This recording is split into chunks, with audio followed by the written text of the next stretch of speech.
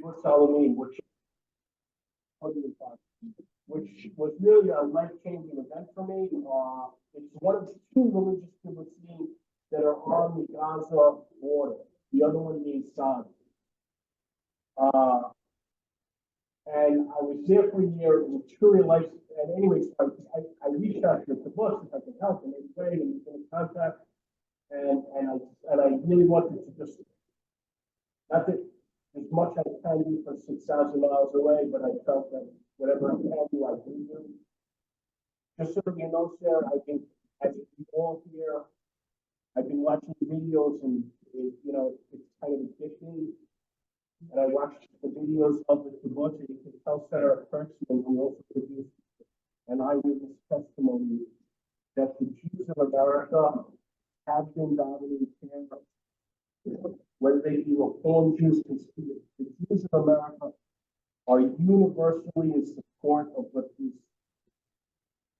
is the biggest tragedy the state of Israel has seen. And our hearts are truly with you. And I will now introduce you, and you can tell what happened on the kibbutz. It was not a good scene. I can tell you that if you look at the pictures of what happened on the kibbutz, it was not. It was truly devastating. Yeah, and the other kibbutz, yeah. Sarah, you're on. Yeah. Sarah, you with us? Yep. We're ready when you are. Okay. So, hi. Good afternoon to you all. Now it's nighttime for me. My name is Sarah Jane Landsman. I live on Kibbutz Alumim. I've been living on Kibbutz Alumim for 38 years.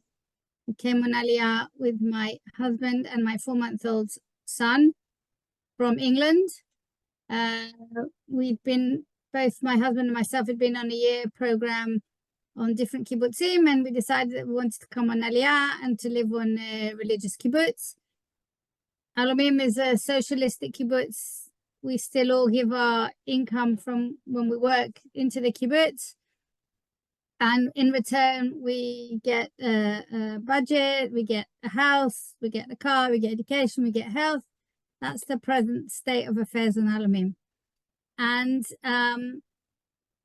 Ari was in touch with me, and he asked if I would tell you a little bit about what happened to us almost a year ago from this moment. And I said I would be happy to tell our story.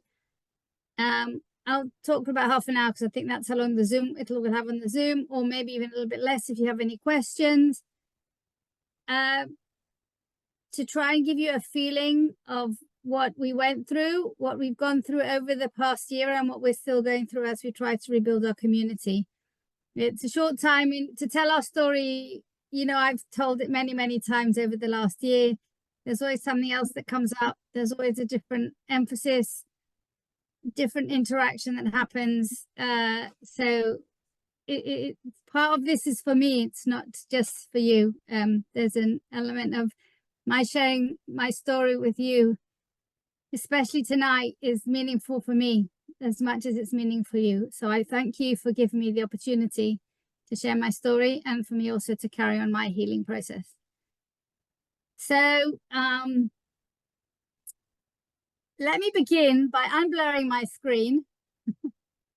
So you can see, I'm not quite sure if you can really see. This is my safe room. This is the door with pictures of my daughter's wedding, which did not happen when it was supposed to. You can see this room. You see the size of the room. It's a bit of a mess now. I didn't tidy up. There's a bed. Very small room, okay? This is the safe room in my house. Fortunately, we have another safe room because there were a lot of people on the 7th of October last year. There were 13 people in the house to be exact. And I'll begin by telling you, let me just tell you a little bit about Alumim. I'm going to share my screen if that's okay. I hope that you can see. Share screen.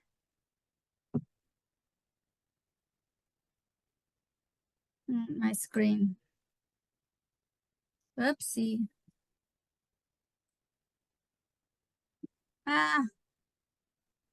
Hold on, why am I not at the beginning? 1 minute. Ah, sorry. Show my. Okay, share my screen again. There we are. Okay. So this is a picture of Kibbutz Alumim, situated in the northwestern Negev. My house is here. Can you see my cursor? Yeah. This is my house. This is our Bet Knesset, our shul. And this is the ring road. And the story of Alumim is the story of Alumim on the 7th October is a story of what if. What if the terrorists had come 5 minutes earlier? What if the terrorist had gone 300 meters in one direction and not in another direction? What if the terrorists had taken a left turn and not gone straight on? And what if they'd gone to the left-hand side of the road and not the right-hand side of the road? That's the story of Kibbutz Alumim on the 7th of October. And that's the story that I'm going to share with you. Okay, let's see if I can get this right. So who are we? Just so that you can get an idea of who we are. We're a religious kibbutz. We have a shul, a functioning shul. We have a rabbi. We have 3 services a day in the shul with the minyan. We have shiurim. We have women who cover their hair and only wear skirts. We have women who don't cover their hair and wear trousers. We keep Shabbat. We have a mikveh. Our dining room is kosher. On Shabbat in public, nobody breaks Shabbos. That's what a religious kibbutz is. It's an experience. It's based on the idea of Torah ve'avodah. Torah and work together as an ideology. Sarah, if you make the, we can see the screen better if you make it a full screen instead of seeing the next slide. Okay, that's what I want. How do I do that? Probably if you go to the right of the magnifying glass. Go down. Yeah, to the right of that. No, not the opposite.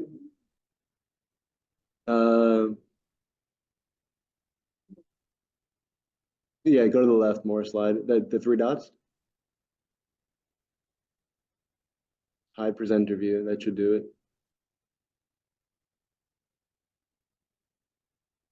All right. There we go. Yeah, is that better? Yes. Okay, lovely.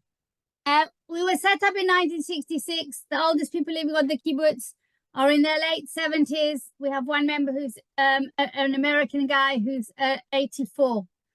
We are 3.5 kilometers from Gaza, about 120 households, about 450 people who live here permanently. We have a pre-army program called Mechinat Yonatan, named for Yoni Netanyahu, Bibi Netanyahu's brother.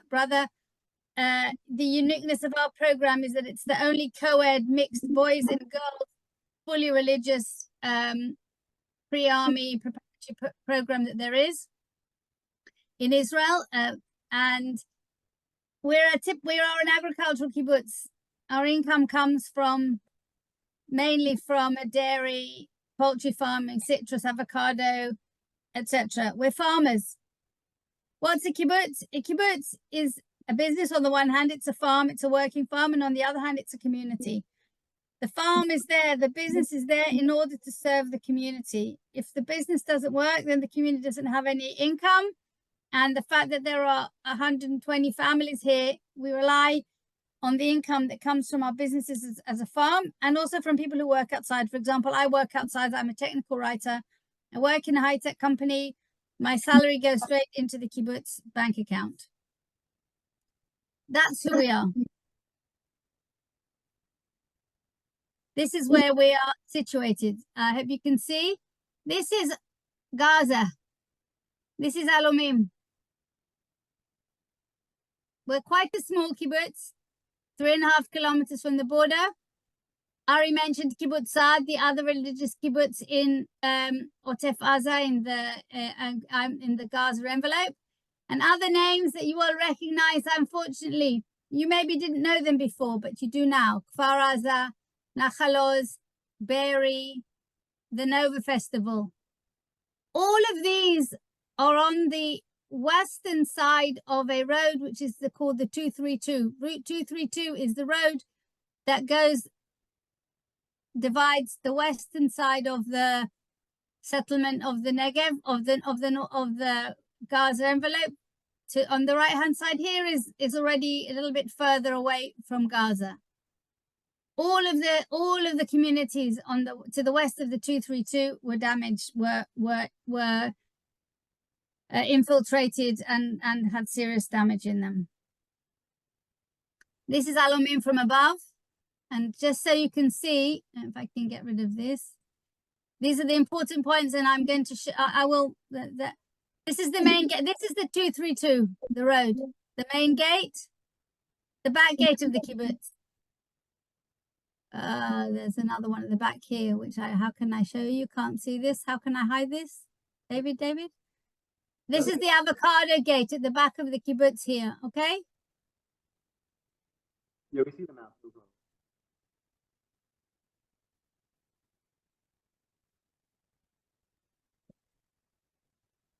These are our poultry. This is the poultry farms. This is our dairy farm. This is our packing houses, our commercial area. This is the main ring road of houses. And this is the center area of the kibbutz with the shul, the dining room, a beautiful lawn, the oldest houses, the first houses. And what's important to understand when I said that the story of Alumim is based on what if, it's what if the terrorists would have managed to get into this area here of the houses. What would have happened if they would have managed to do that? As it is, 22 people were murdered on Alumim. Those 22 people lived here in the foreign workers' housing. Okay, so the story in Alumim is how much worse could it have been? Okay, so before this, on the 6th of October last year, our first response team had 16 members who had M16 rifles. They had a ceramic vest and an army helmet and 5 magazines of ammunition. And they had 2 days of training a year. Look, a motley crew. You see a motley crew? The oldest is in his 50s. See? The oldest in his 50s. One woman. The others early 30s. All parents to 3, 4 children.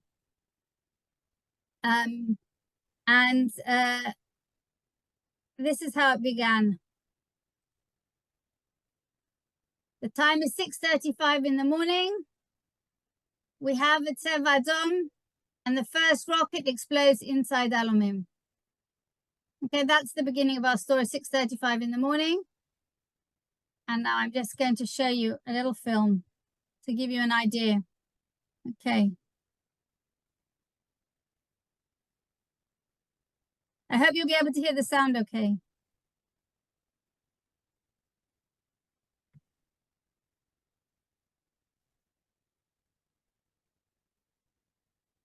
You see that you can see here where Alumim is and the kibbutzim around about.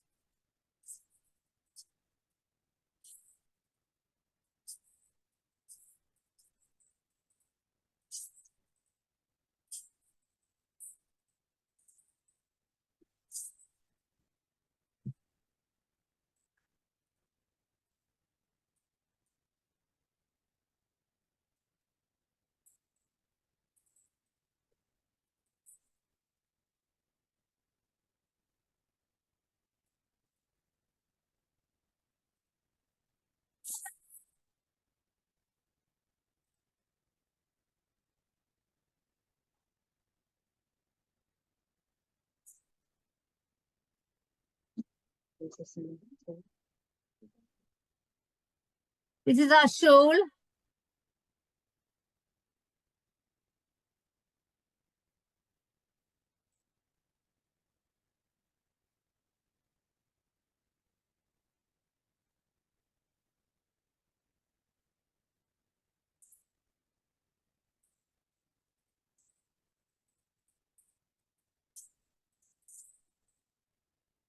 Okay, so you see, Kibbutz Alumim, a very beautiful place. And this is the water tower of Kibbutz Be'erot Yitzchak. Kibbutz Be'erot Yitzchak was one of the first kibbutzim. It was the first religious kibbutz in the Negev. In 1948, it was set up in 1943. In 1948, it held back the Egyptians in the War of Independence. Similar to what happened on the 7th of October last week. It stood strong and held back the Egyptian army and stopped them conquering, moving over into the Negev. But 17 members were killed and they didn't manage to regroup and rebuild. And so all that's left of that kibbutz is this water tower. Oh. And in the background, you can see Gaza.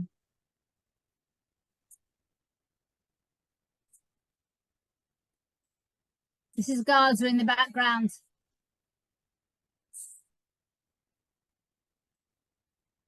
We say Kibbutz Alumim was 95% paradise. And here's the other 5%.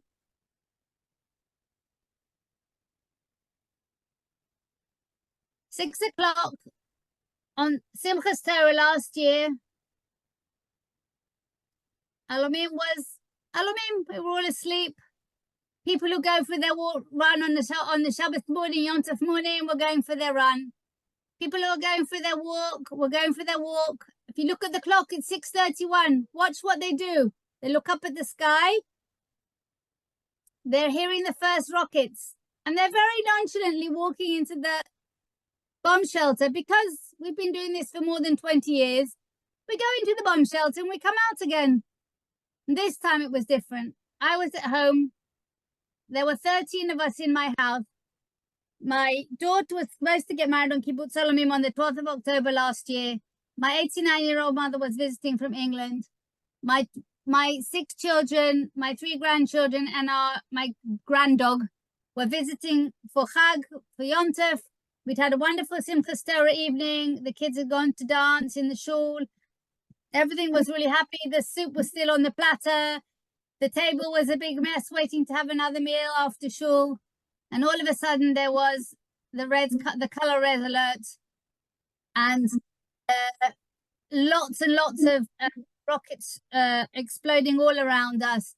We realized that something other than normal was happening, and we ran into my grandchildren's room where they were sleeping. We picked them up, we took them into the safe room, and we came into my mother, who hadn't heard a thing because she doesn't hear, and the safe room has got a big thick door.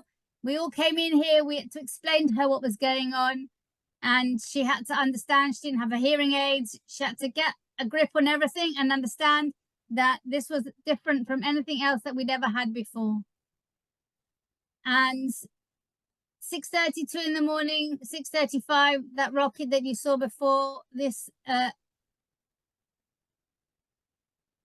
exploded in Alumim. And all the people in Alumim who are from the security, who are involved in security, I'm trying to move this out of the way, realized that this was a different from normal. 6:56, you see one of the children from the kibbutz, a religious kid. It's Shabbos morning, Pikuach Nefesh. He gets in his car. He's an officer in the Re'im camp. He leaves the kibbutz, and this is the last picture we have of him because he was killed on his way to his army base. 7 o'clock. Look at the time. 7 o'clock and 51 seconds. This is another person from the kibbutz. He is the security officer for the regional council. He had to get out of the kibbutz. He had to get to the control room for the regional council. He turned left out of the kibbutz, not right like the previous guy. And on the way down the path, as he was driving down, he was stopped by somebody on the road who said, "You can't go down the road, there are terrorists." He stopped his car. Behind him, there were lots and lots of cars, people fleeing the Nova. And he said, I know the way through the fields. Follow me. He drove through the fields. He took all the people who would listen to him, who would follow him. They followed him, and he took them to safety towards Netivot, away from the terrorists. Anybody who didn't follow him, we don't know what happened. The clock there was 7:00:51. This is 7:01:18. These are the first 10 terrorists entering Kibbutz Alumim from the back gate. Remember, we had the 3 gates. We had the front gate, the back gate, and the avocado gate. This is the back gate where they came in through the road. And you see this barn? It is no longer. This hay, it is no longer. These terrorists drove up through the middle of the kibbutz. They drove through the kibbutz, straight down the road, went around the ring road, ring roads around the houses. And they came to the, and contrary to the instructions that they'd been given, in a moment we're going to see the instructions that they'd been given. You see, they came in on bikes, little gate. You see this map? I don't know how well you can see. This is a an out map, a zoom out map. This is Gaza. You see this green line? The terrorists were given instructions to come to Alumim. These green arrows. This was a map found on the body of one of the dead terrorists. You can see the path that they had to take. They had to come into the kibbutz, and they were told to go directly into the middle of the kibbutz. This purple line is the border around the kibbutz. The front gate is over here. They were told, go into the houses. Hold on. Yeah.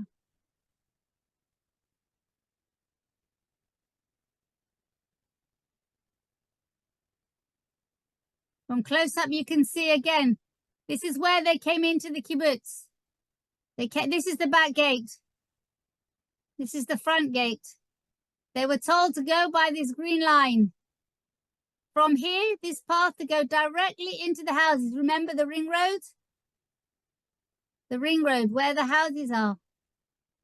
They were told to go directly in. What if they would have done that?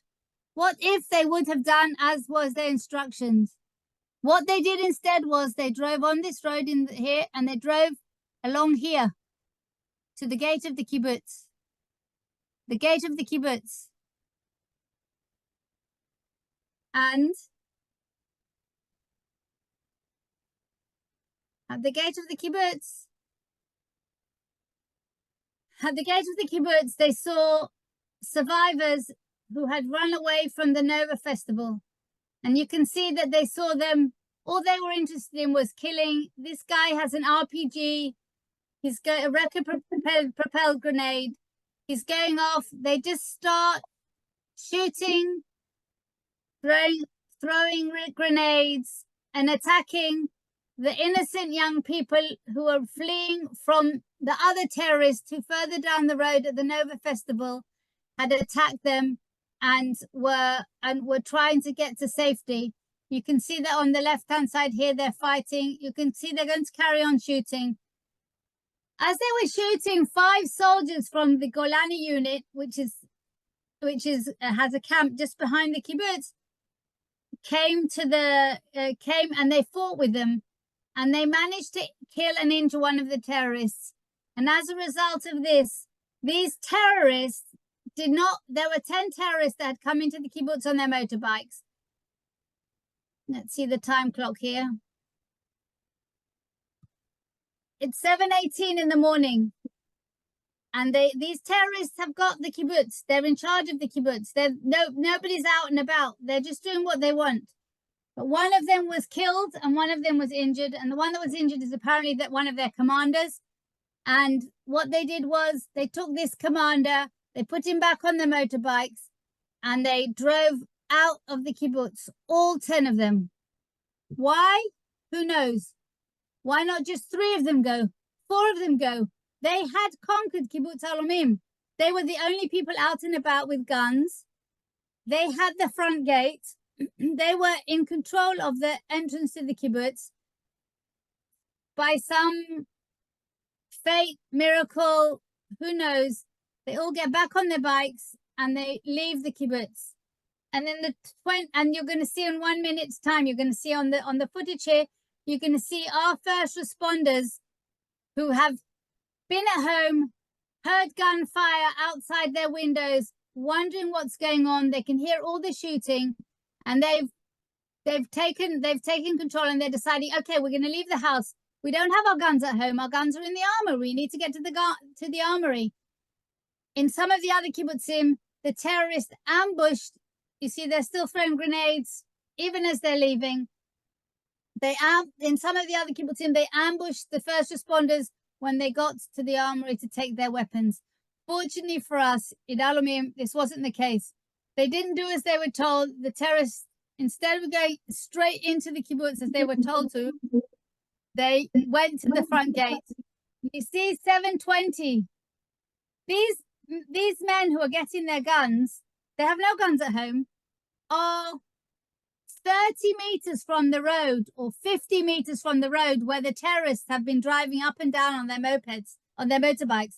But because the terrorists did that and they didn't go into the kibbutz, these guys managed to come and get their guns and go out and start to try and get in position. The terrorists all left the kibbutz. They left the kibbutz having already murdered 2 Thai workers and injured 5 Nepalese workers.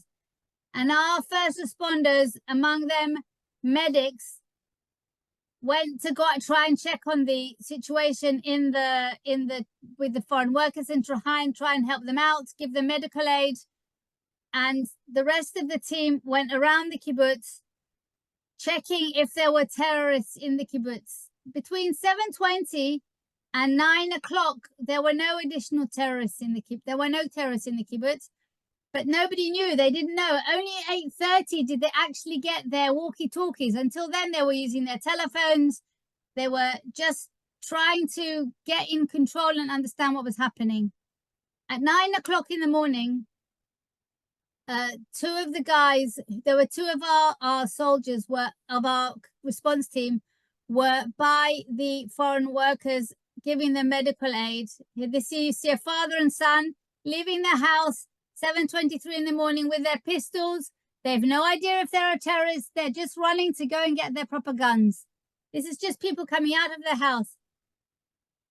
Already at 7:30, there are 2 injured. There are 2 dead foreign workers. This is our first responders coming to give medical aid to the people who've been injured.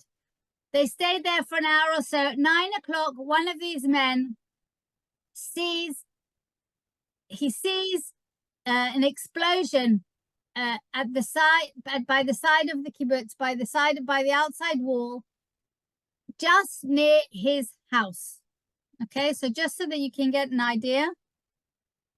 I'm not going to show you all of these slides, but I'm going to just show you.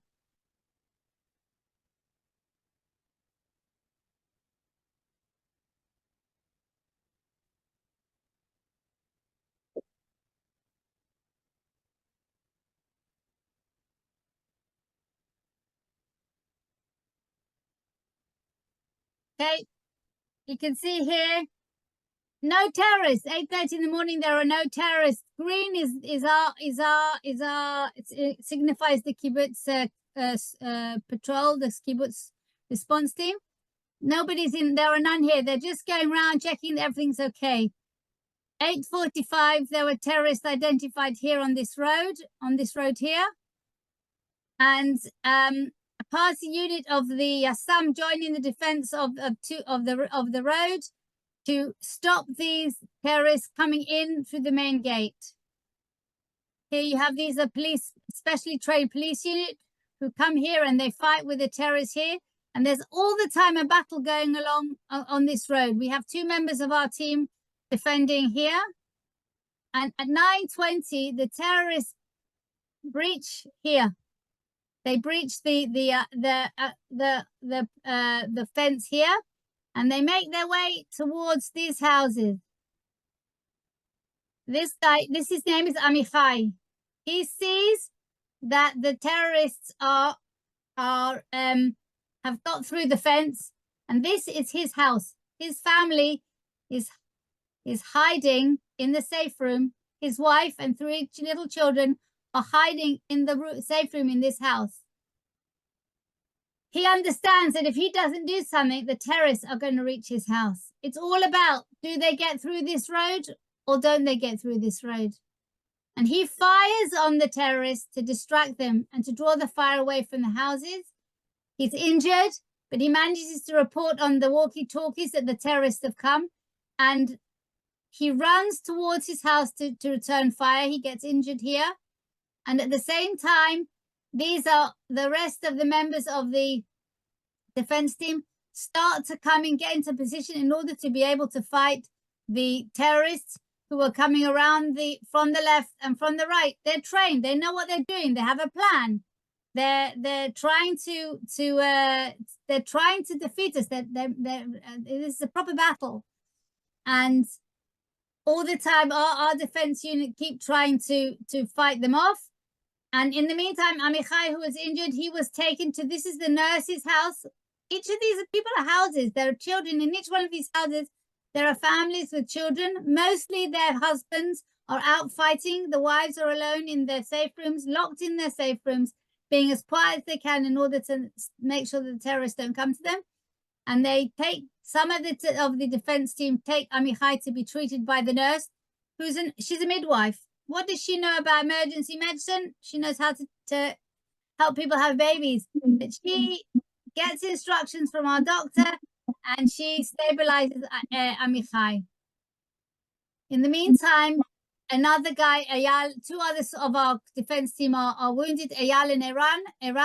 Eyal is in critical condition. They take him to the nurse's house. She also manages to stabilize him as well. Iran is shot twice in his leg. He carries on fighting. He goes up onto this tall building here, which is higher, so he's got a view of what's going on in order to give instructions. And they all continue fighting with the terrorists coming all the time, not giving up, fighting all the time. Everybody in the kibbutz is locked in their safe rooms, myself included. All the families, we're trying to get what's going on, keeping people up to date with what's happening. This is non-stop fighting is over here, and more fighting here on the roads. The terrorists are trying to come in through the front gate. They're trying to come in through the wall, and you can see here terrorists. At 9:30 in the morning,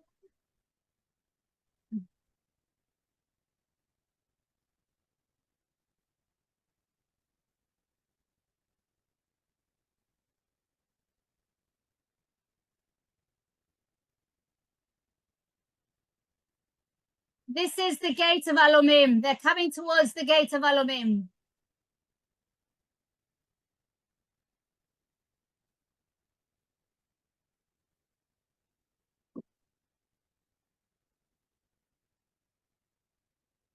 These are the buildings. This is the commercial area of Alumim.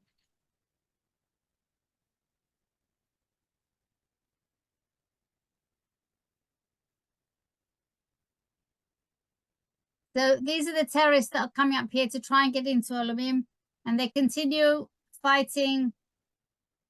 Really different soldiers were killed on the road as they tried to come to help, to save. They were abducted to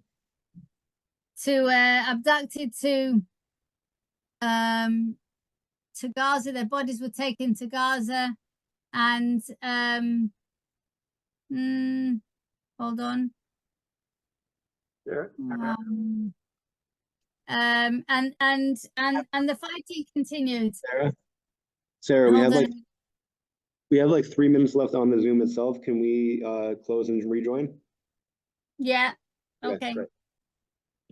Until now, you've seen that the community of Alumim is sitting in their houses, in their safe rooms, in their little rooms like I'm sitting in now. Can you Keeping share quiet. Can you share the screen? No, I'm not showing the screen. I'm just showing me. I'm just showing me now. Pyrotechnics in a minute. So I just have me for now. it's easier to, it's better to make a connection. Yeah. So we're in our rooms, we're in our houses. I was in my job at the during the 7th of October. I was the community manager. I was on the emergency team. I was part of the spokespeople's group. We were giving information, trying to let people know as much as possible what was happening. Bear in mind, a religious kibbutz. So everybody has their phone with them, even though it's Yom Tov. But if I talk about myself, I had my grandchildren with me. I wasn't sitting watching the news the whole time because that was not helpful to try and keep the atmosphere calm. My daughter-in-law is from the middle of the country. She'd never been in a rocket attack. She was shivering and shaking. My grandchildren were in the safe room. They weren't allowed to go out. The only good thing for them was normally on Shabbat, they're not religious, but normally on Shabbat when they come to stay with us, they're not allowed to touch their phones or use the iPad. They thought that Christmas has come because we let them use the iPad, because we had to do anything to keep them busy. When they couldn't get out of the room, they had to be quiet. I have to confess that we let them go to the toilet. There were families where the children did not go out of the safe room for about 18 hours. They improvised. They went to the toilet however they could. Those mothers whose husbands were out fighting, who were in the safe room, they'd been told their husbands knew what was going on outside. I knew, but I didn't know because I hadn't seen it with my own eyes. Those families, those mothers had barricaded themselves in their safe room. They'd pushed cupboards, they'd pushed doors, whatever they could push in front of the safe room door they had done. And their children were not allowed to move out of that room. They had a little whatever food they thought to take in with them, because we always go into the safe room for 10 minutes, quarter of an hour, and then we're out again. So who'd taken food in? Nobody had taken food in. You had 5-year-olds, 3-year-olds, babies, all in these rooms, having to be kept occupied and looked after by the mothers. It was really, really difficult for them. And these were families who were living on the side of the kibbutz where the shooting was in their ear. I told you the 2 that were seriously injured, their houses were the houses being first in line to be attacked. Those men were literally guarding their homes with their lives. And it's still only 9:30 in the morning. 9:30 in the morning, when the terrorists just could not get through that road because of the defense of the first responders. They went back on themselves towards the commercial area of the kibbutz. We had 9 people with guns. There were not enough people to stop those terrorists crossing the road and going to the commercial area where our agricultural workers live. And because they had not managed to do what they wanted to do to us in the houses, they went and they brutally murdered another 2 were already dead. They murdered another 20 agricultural workers from Nepal and Thailand. They took them out of their rooms. They shot at them. They threw grenades into their safe room, and they just brutally murdered them. And then they set fire to anything they could. The terrorists who came not only had a plan to destroy the community infrastructure, they also had a plan to destroy the business infrastructure of the Western Negev. We're all farmers. Everyone in our area is farmers. They knew that if they could do the damage to the farms and to our infrastructure, they were killing people, but they could also destroy our infrastructure. They could make our economy really, really damaged. So they then went about burning anything that they could burn. They burnt 3 barns, they burnt logistical building, they burnt tractors, they burnt machinery, they broke computers, they burnt our dairy, they just wreaked havoc. They burnt our poultry houses, they destroyed all our irrigation equipment. All of this, after they'd finished murdering the people, they went on this killing spree and damage spree. And all the time, there were more terrorists trying to come in from Route 232 to get into the kibbutz. And the few people that we had managed to hold them off, together with small little groups of soldiers who came, 5 or 8 or 10, who suddenly came. They came for a little bit and then they went off again. But there was no army. The first real army arrived at about 12 o'clock in the afternoon. On the other side of this the 2-3 road, on the eastern side of the 232, 2 platoons of paratroopers arrived. They landed in their helicopters. One of the helicopters, as it was landing, it was hit by a rocket. Somehow or rather, the pilots managed to land the helicopters. All of the soldiers got out of the helicopters, and as the last ones got out, another rocket hit the helicopter and exploded. So they were saved. Another miracle. These soldiers, 2 platoons, 120 soldiers, it took them an hour and a half to cross the road because of the terrorists that were there on the road that were fighting them. And they joined together with some Shaldag, which is an elite commander unit that had been on its way to Be'eri and saw that there were terrorists trying to come into Alumim, into the commercial area again. Together with them and the paratroopers, they fought these terrorists for an hour and a half until they managed to kill all the terrorists that were there, or to chase them away, the ones that escaped.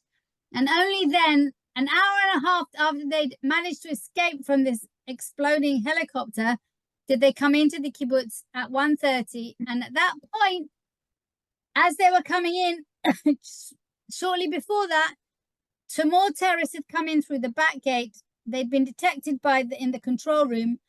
And as they came, 3 men climbed over the fence. They came in. They went into one of the members' houses. And remember, I said the oldest people on the kibbutz were 78. The terrorists went into his house, and the man came out of his safe room because he heard glass breaking in his house, and he was shot once. And then the terrorist, again, for some reason, he turned around and he went out the house, and some soldiers had already been sent, and the terrorist was killed. And Baruch Hashem, this 78-year-old man was shot in the stomach. He was managed to get to hospital, and 2.5 weeks later, he joined us in Netanya, where we were evacuated. So, like the miracles and the near misses and the meters and the seconds that saved us from, God forbid, ending up with those same terrible, tragic, and awful pictures that you see from Kibbutz Be'eri and Kibbutz Kfar Aza and Kibbutz Nachal Oz. All of them, none of them more than 2 kilometers from us. For whatever reason, it didn't happen to us, because we managed to fight, because they didn't ambush our first response team. There were no reasons. I find it very hard when people make up reasons, and I'm going to say this to you, even though you're a shul. They say because we are religious. No. And I'm a believer. I believe in God. But I have to say that on Thursday, when I stood in shul on Rosh Hashanah, and we said Netane Tokef, and I read the words, Mi barav, mi ba'esh, mi b'cherev, who by hunger, who by fire, who by the sword. I cried and I got up and I left the shul. I could no longer stay in the tefillah. It was too much for me. The words are too raw, they're too literal, they're too close to what we went through and what could have happened to us. And part of our, thank God we were spared, but it's very hard not to think about what if, and to try and understand why those people who were killed in such a terrible way were killed. It's so hard to understand, and then to stand on Rosh Hashanah and say, you know what, were these people not good enough to get their life last year? It's very, very challenging from a point of view of belief. You have to just say that you don't know the answers, and that's how it is. And God is there, and God is good, and God is great, and we can't understand anything that goes on. And that's really the story of Alumim. is one of trying to see how from everything that's happened, we try and grow and do good. At the end of the day, I will show you I'm going to just show you the end of my film so you can see the people who were killed, so we can pay honor to them. Nitai Amar, the guy you saw driving out in the blue car, the young kid, 23-year-old, murdered on the way to his base. A 32-year-old who lived in Kfar Aza, we call them Bnei Meshek, sons of the Kibbutz. The children of the Kibbutz, they may no longer not live here, but they're still our children. If you think about your children in your community, they're our children. Kfar Aza, he'd been on Friday night, he'd been in shul in Alumim with his nephews and nieces, Shachaf Bergstein, and he decided to go home instead of sleeping over at his parents. If he'd slept over at his parents, which he could have, who knows? Instead, he went home to Kfar Aza. He was murdered in his room. Ori Amash, another Ben Meshek, 42-year-old father of 6, who was called up and he was killed in the fighting in Gaza. And our last victim is my personal friend, my neighbor. I said we're a farm.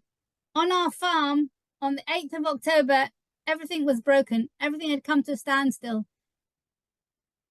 Our amenities were burnt. Our infrastructure was burnt. The cows were not fed.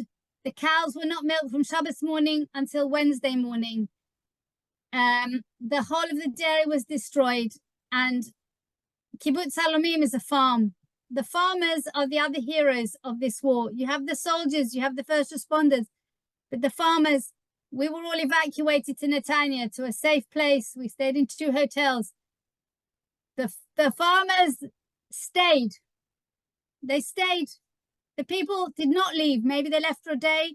They were back, mending things, sorting out things, getting food for the cows, working out how to get the machinery working so the cows could be milked. If you don't milk a cow for more than, even the 4 days that they weren't milked was enough to actually cause all of our herds to get infections and not be able to revive itself. But through the real sacrifice and dedication of our farmers and my particular neighbor, my friend Stevie Marcus, who came back on the Wednesday, on Sunday he came, Monday and Tuesday he rested, on Wednesday he was back. 62-year-old man. We were not allowed to sleep in our houses. Every week, all week, he slept on the floor, on a mattress, in the control room, together with the youngsters who were guarding the kibbutz and all the soldiers who were living here, and gave his heart to rebuilding the kibbutz. And in Hanukkah, on the 4th night of Hanukkah, his heart gave out and he passed away unexpectedly.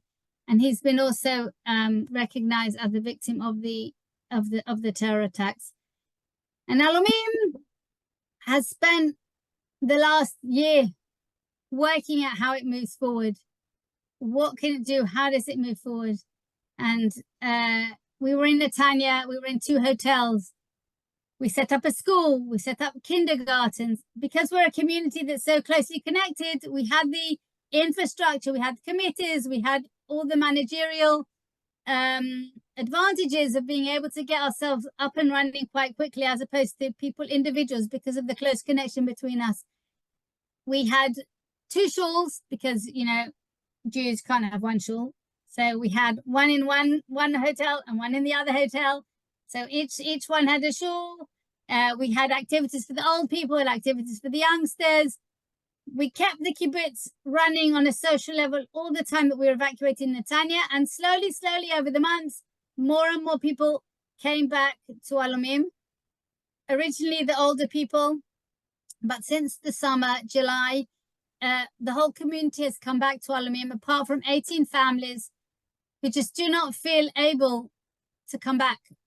A number of them are those who fought in the battle. A number of them are people who lost loved ones. Their brothers were killed or their sons were killed. And they just don't feel ready to come back and live in the place where this trauma happened to them. But as a community, we made it a point that we have to come back, because if we don't come back and we don't rebuild, then if the borders shrink, then what is the point? I'm a Zionist, Baramache Barai, in all, you know how you say, every fiber of my being, I'm a Zionist. I came to live in Israel because I believe that this is the only place for the Jewish people to live. And if my home is here in Alumim, I have to face the challenges that there are living in Alumim in order to strengthen the kibbutz, in order to attract new people to come to the kibbutz, so that we can grow, that we can be strong, we can stand strong against those who would want to kill us. And that's the only thing that we can do. It's a challenge. We had, apart from the 22 people who were murdered here and soldiers who were killed saving us, we had tens of millions of shekels worth of damage done to the kibbutz. Some of it's we get back from the government, some of it we don't. Our economic situation is a bit rocky. We're trying to build houses. We don't necessarily have the funds.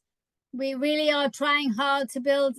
For example, we don't have a reinforced youth center. This youth center that we have is not got a safe room in it. It's not got an integral safe room. So we're trying very hard to build and make projects that will encourage new people to come and live on the kibbutz and understand why they need to be here. And those are the challenges that we're facing as a community. So I'm just going to play you the end of my film so that you can see. Unfortunately, I'm going to show you the damage, but I also want to give, you know, honor the people who were killed. It's our members, it's the young people. There was a bomb shelter outside the entrance to the kibbutz. You saw those terrorists at the beginning. By 7:20 in the morning, they'd killed 15 people, 15 innocent people who were just sheltering from the rockets. So to show you their name, the 22 Thai workers. So I shall just show you this. Hold on, I have to do share.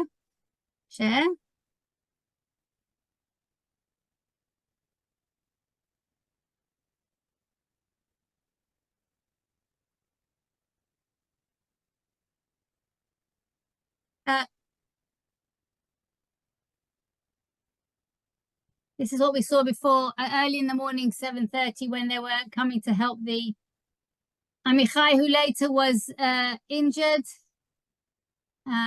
coming to try and help. This is our people from the kibbutz.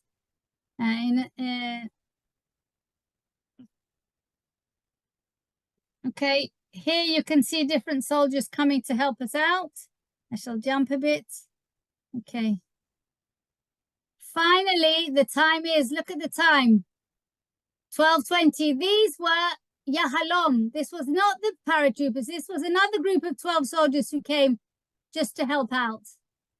Only in a moment you'll see, at 1:30, finally, proper amount of soldiers came in to help. So our 10 members of our first response team, from 7 o'clock in the morning until 1:30 in the afternoon, were the only ones who were really all the time fighting the terrorists. You can see, look, you see the smoke in the background. That's from something that was been burnt. These are people who were killed in Alumim, soldiers, Captain Itai Cohen. 1:43, this is when the paratroopers finally came, and they went around together with the members of the kibbutz, divided up to find, from the defense team, to finally take control of the kibbutz. And only at 5 o'clock in the afternoon was it recognized that we were fully in control of the kibbutz. All the terrorists that were in this area, in the commercial area, you see the smoke from this is from the helicopter that blew up. All of this area was still full of terrorists, only from 1:30.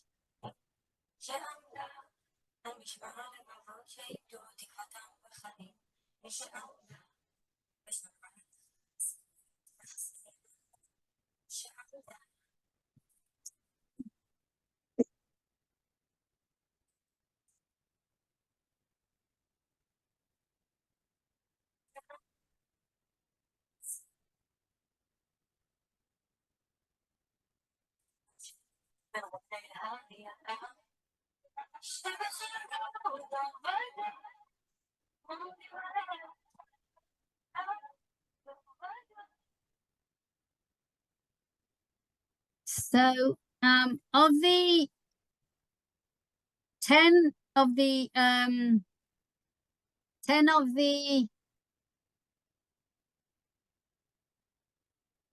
10 of the there were 10 Thai workers who were saved. They came with us to the hotel in Netanya. They stayed with us a week and then they went back to Thailand. Seven of them have returned to work in Alumim. They were back by December. They'd come back with a shared fate, wanting to help rebuild. They brought new Thai workers with them. Obviously, we have a challenge. People used to have workers coming from, we never had any Gazan workers, but we had workers from Hebron who are working in our citrus orchards. This year, all the citrus was picked by volunteers from Israel, from abroad, people who spent months of just volunteering. This was a time when the great face of Israel was shown. Everybody got to see, you know, that we're one people and that people want to help. And together we hope to keep smiling, building, moving forward. And that's our story, you know. Maybe I'm not very organized in the way I tell it, but I hope that you get the feeling that we were saved. We were lucky. It could have been different. Modani, I say every morning when I wake up, because it's not trivial. It really isn't trivial to spend 24 hours in a safe room worrying about whether you're going to leave the room alive. And that's something that we are all taking forward into the next stages of our lives. If you have any questions, I'm happy to answer.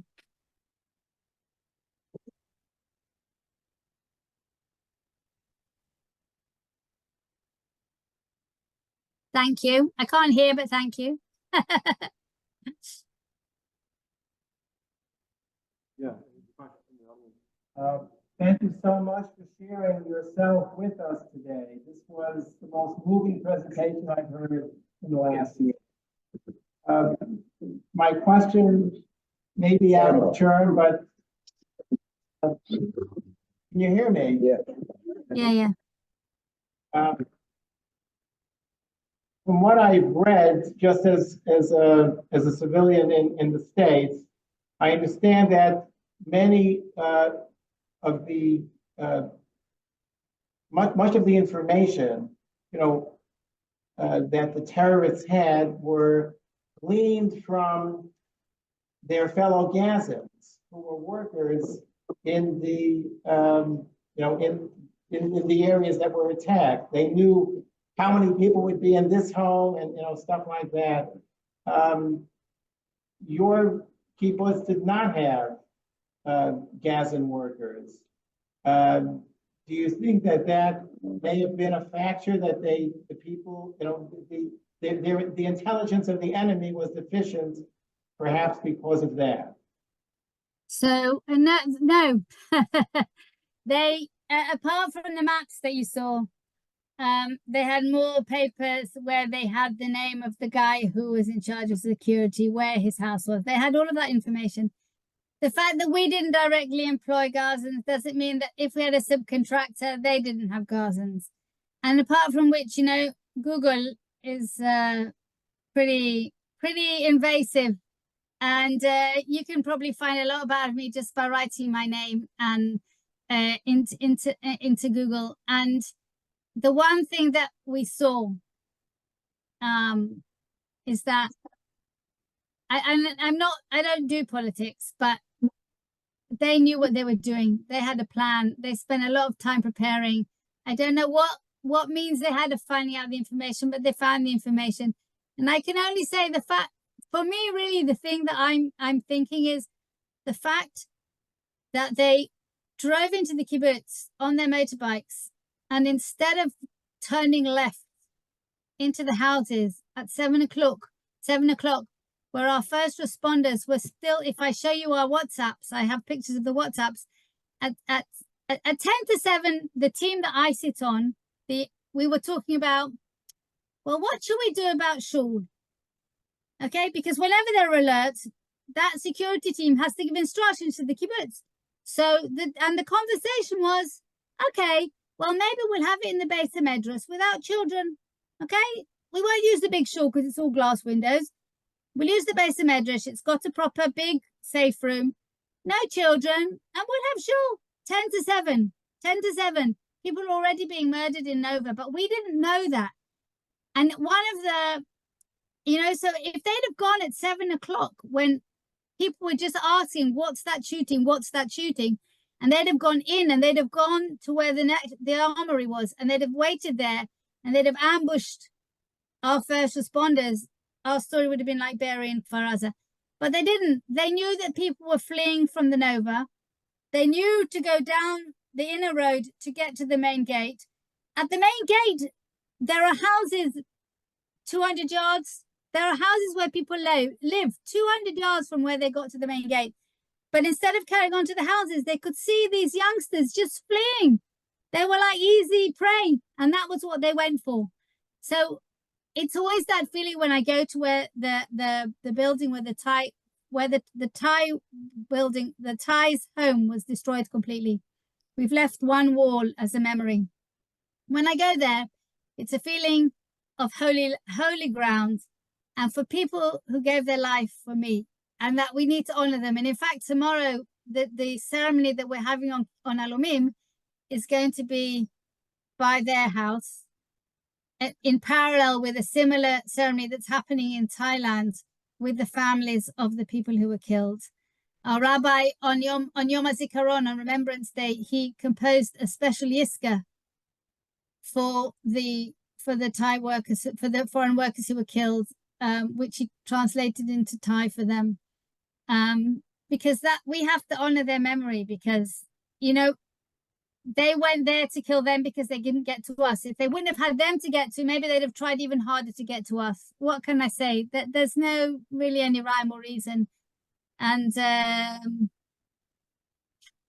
I'm lost for words when I try to understand the depth of the blessing of our life, because that really we were blessed with life. And it's been a really hard year. And before I spoke to you, I sent messages to those bereaved families who lost their sons, or my friend Stevie, his wife, and I sent the message just saying, it must be so hard for you, and they weren't blessed, but they're still alive, and they have to go on. They've got other children, and every day is a challenge, and for us,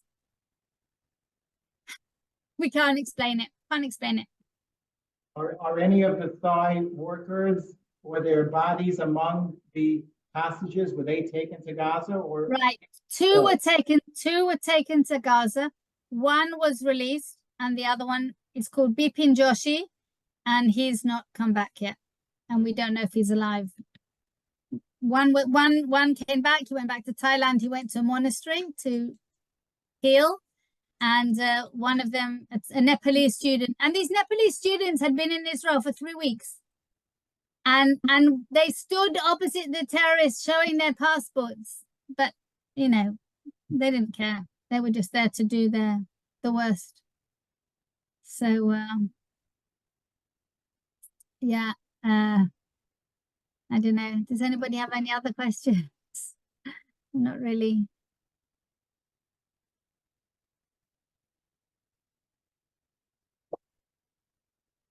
Thank you, Sarah. Okay, so thank you very much. I'm gonna, with your permission, I'm gonna give David, I'll send him a link we have a campaign to raise money for our new youth center.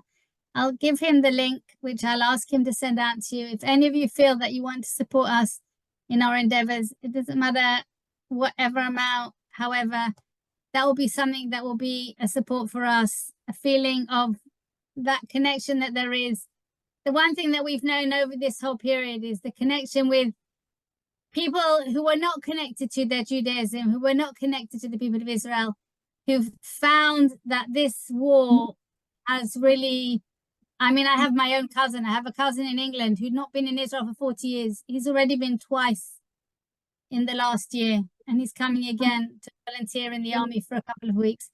All people who, you know, are out there, and any support that anybody wants to give us is very welcome. So I hope that's okay if I do that. And thank you very much for your time and for